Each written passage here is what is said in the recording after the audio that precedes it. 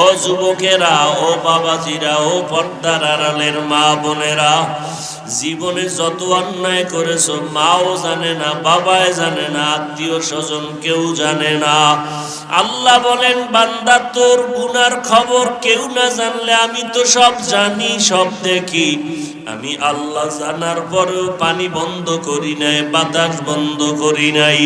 আমি আল্লাহ পাক বারবার ডাকতেছি, বান্দা কোথায় যাও? যেদিকেই যাবি আমার দরজা ছাড়া সব দরজা বন্ধ।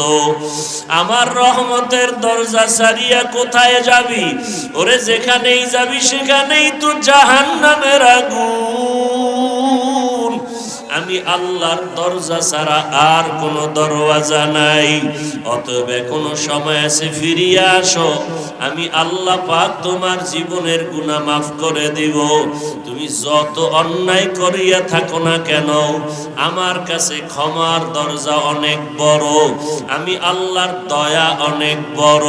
তোমার চোখের পানি আমি আল্লাহ দিলকে, আমার কুদরতের অন্তরকে ভরে দেয়।